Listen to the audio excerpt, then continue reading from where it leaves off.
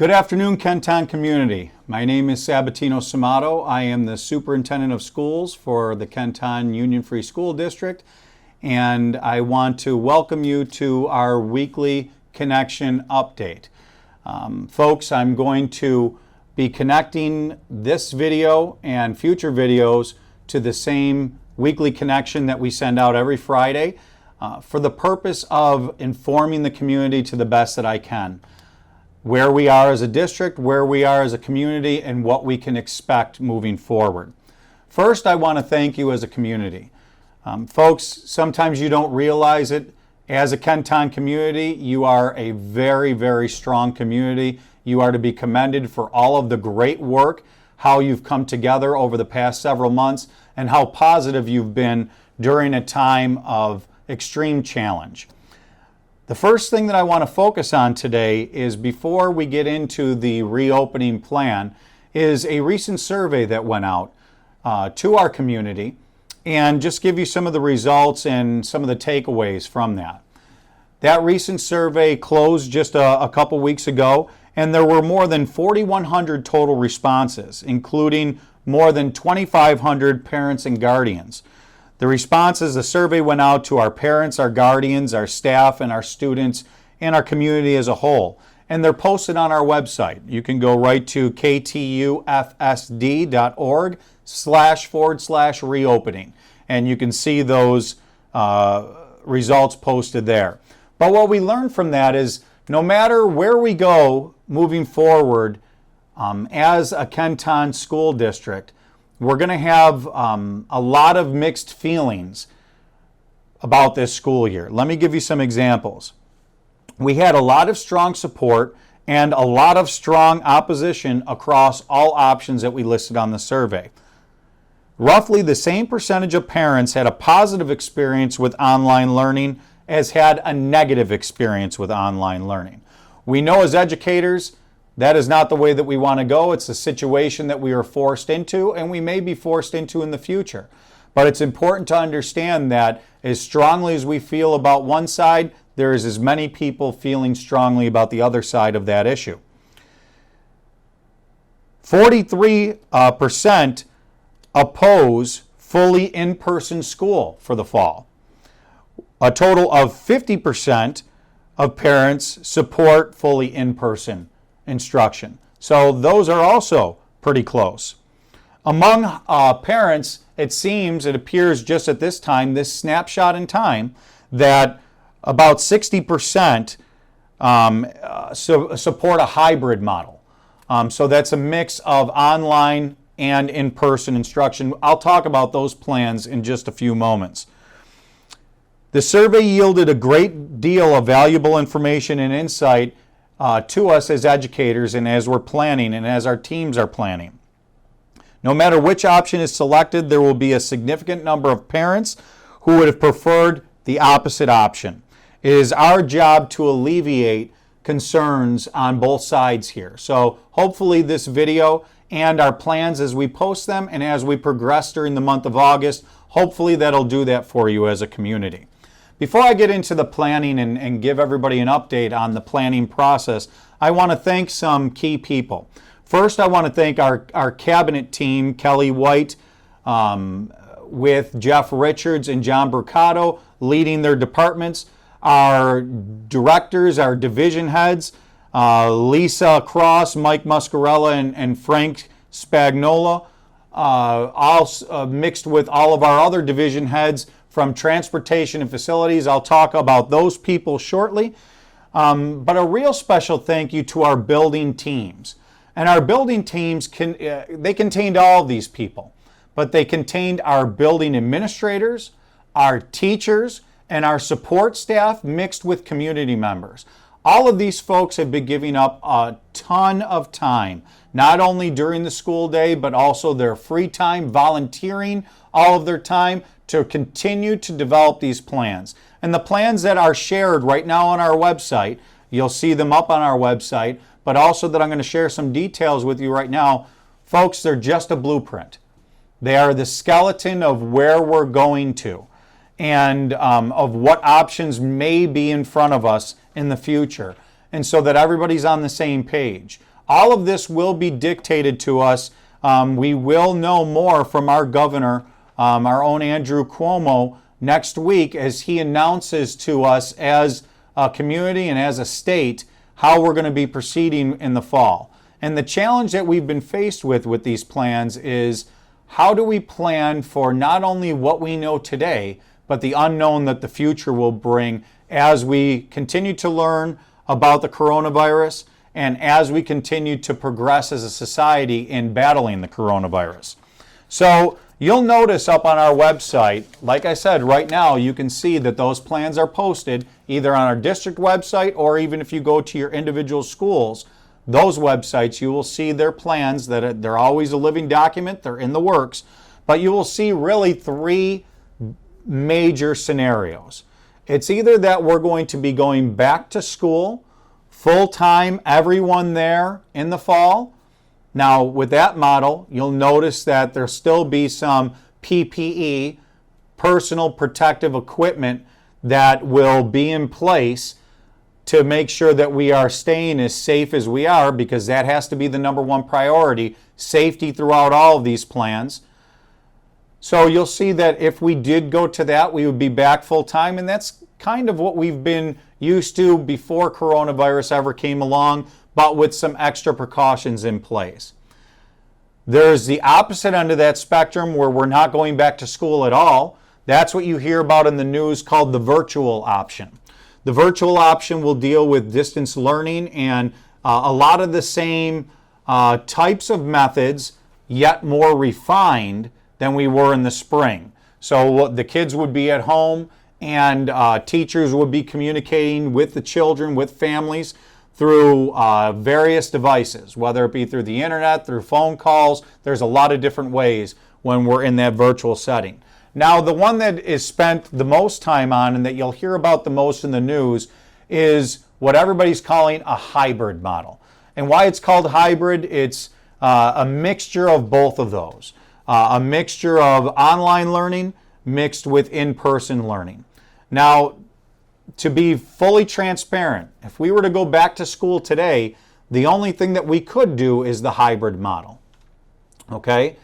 The hybrid model focuses on certain things based on where we are as a community in this pandemic and what we can do in schools. For example, besides wearing masks all the time in the hybrid model, you'll see things like we're going to stick to social distancing as much as we possibly can. In order to do that in a classroom, in a hybrid model, we would have an every other day model of attendance.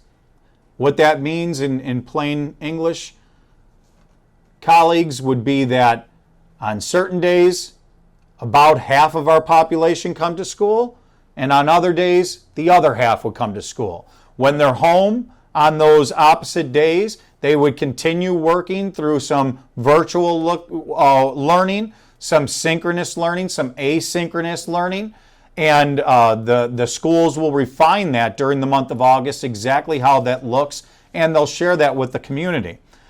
But that hybrid model also focuses on how would we accomplish that in our transportation model? How would we focus on that in our facilities model? How would we focus on that even in our food service model?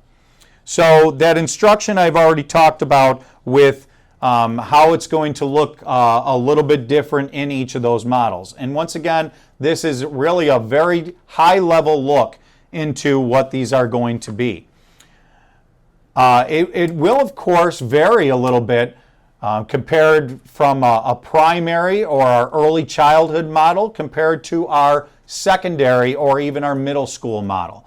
So we have to be very fluid, and we're going to need your help with that as a community in understanding that we're going to have to be fluid, but we are going to try and get the feedback and take the feedback that we're getting from families to make it the best that we possibly can for our families. You are our number one customers, ladies and gentlemen, and everything that we're planning, not only are we looking at safety as the priority, not only are we looking at instruction as a priority, we're looking at everything in our power to make it so that it's a priority to take into what families are enduring on a daily basis.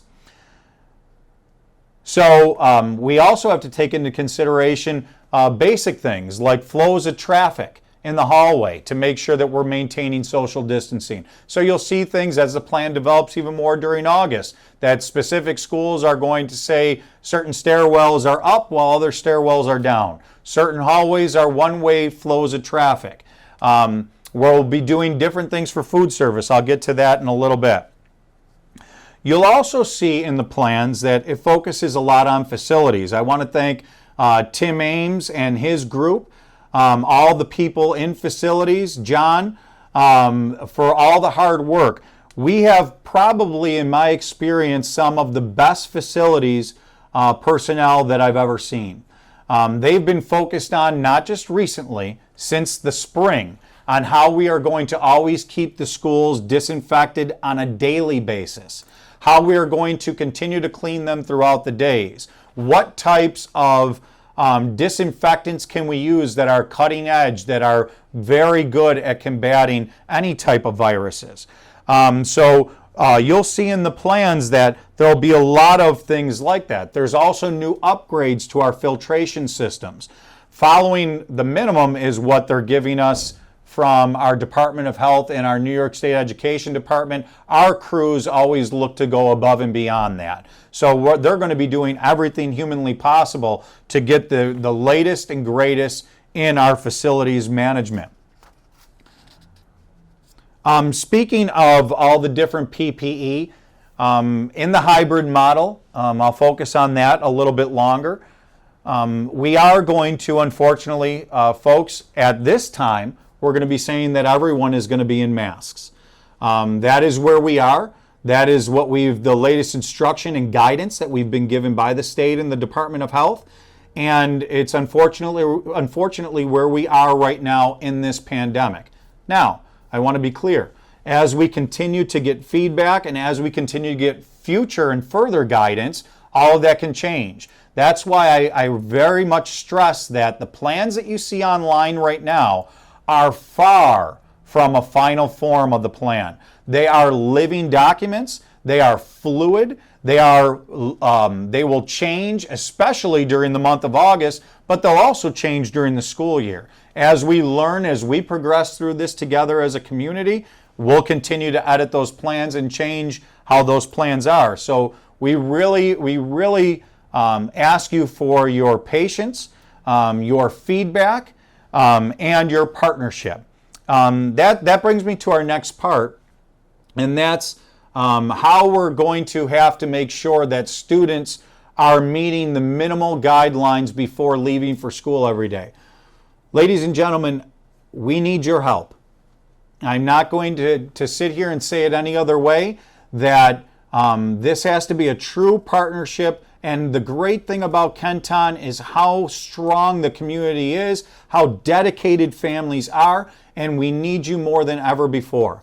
So we really need that dedication. Every morning we're going to be asking families, and we'll develop this, how this is going to look, but to make sure that you're attesting to all those 4 points that we've become so familiar with now in this day and age of COVID. Making sure that children do not have temperatures before they leave the house. Making sure that you attest to the fact that they haven't been exposed to anybody with COVID, and the list will go on. We'll share that. You could see those points in the plan, and we'll share how we're going to progress in asking for your help to make sure that you attest to that daily. Now, as a precaution as a district, we've also ordered thermal scanners, and all of our school buildings are going to have multiple points of entry that have these thermal scanners equipped at the entry. Now, rest assured, our biggest question and my biggest point was we are not going to bring anything into our districts. Our principals were very adamant on this, and our teachers, everybody. So everybody was on the same page. We cannot bring anything into our district that is going to identify kids by facial recognition or anything of that nature. These thermal scanners don't do that. These thermal scanners simply tell us, and they could do it in mass quantity, people that are walking through our entranceways if they have a fever or not. And we've had various demonstrations that show how accurate they are.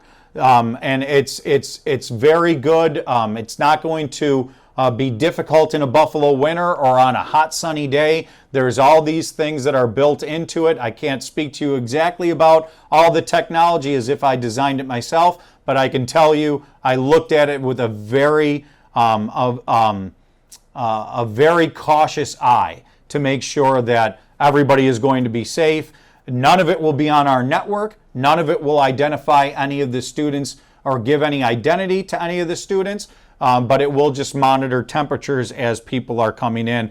Many of our local districts are doing that. And speaking of that, I have to tell you, our surrounding districts, and especially in Erie 1, even though I'm new, I've had the great pleasure of learning from a lot of our surrounding superintendents. We meet, led by Lynn Fusco and Erie 1 BOCES. We meet multiple times a week to talk about the ideas and how we're moving forward as districts. So none of us are working in isolation here. We're trying to bring the best to our communities, even though all of our communities will be unique because we have unique sizes, unique challenges, unique things that we face as a community. We are all getting advice and looking at best practice, not only in Erie County, but throughout our region, throughout our state, and throughout our nation. Speaking of best practice, it brings me to transportation. Thank you to Mr. Nestico and all of his team with how great and how wonderful of a job. Dedication in Kenton is second to none. And you're going to see, we'll focus on the hybrid for a moment. Like I said, if we were to start today, we would be starting in that hybrid, at least starting in that hybrid. And the hybrid on the every other day model, the goal is that we would only be picking up about half of the students at any given time, because half are going to school, half are at home. The next day, the other half come to school, the other half are at home. If that is indeed the way that we go and the way that we receive the guidance from the governor, transportation is working out, of course, to keep families together. We will make it a priority that families are attending school. Family members within the same household are attending school on the same days. Even if we have varying last names, that's exactly how we're going to try and focus on it to give families the most support that we can. And another thing that we're going to look for in that partnership, that we're looking for some support in the community. We put this out in the survey, and if you could focus next week, we're going to be sending out an ask for people that typically ride transportation. Would anybody be willing to, for at least a short duration of time, walk to and from school or be dropped off and picked up in their travels to and from school? That will also help us to add to the safety in transportation because we'll be lowering the occupancy. Even though half will lower it and we're mitigating the risk the best that we can. Everybody will have to wear a mask on the bus at all times. That is a requirement from our officials. But we'll also look for these volunteers to even bring it down even further. So there's going to be some flexibility, and schools are going to work on arrival and dismissal times. Our teachers are doing a wonderful job in really trying to think out of the box, and our administrators are really hard at work seeing what can work and what can't. So stay tuned as we come through in August. And just a special thank you to all those people that are really trying to get that figured out. Food service, led by Miss Roll. It's not going to be to the extent that we're used to here in Kenton. We're going to have very limited options on food service, ladies and gentlemen, but we will continue to provide the same way that we provided during the spring. If we're in a virtual model, we'll go back to those community sites and having meals available. If we're in a hybrid model, we'll not only provide meals in school and ways to bring those meals home for the days that you're not there, but also for people that may not be at school, a way for them to get their meals. So led by Miss Roll in her department, they are doing a fantastic job. Once again, second to none. They are doing a wonderful job in looking at all the things that we could do better as a district. One of those things that we're trying to get for the month of August, we're trying to find more ways of better preparing and better ordering and paying for our meals. So that may look like, for example, an online ordering mechanism for families to go on and get the ordering all out of the way, an online payment system. It's not in place yet, but Miss Roll and her team are working diligently to try and get that in place for this year. It just also reduces any contact time within cafeteria lines and keeps things moving. To close, the timeline is where we're at right now. Our plans are up. They're a skeleton.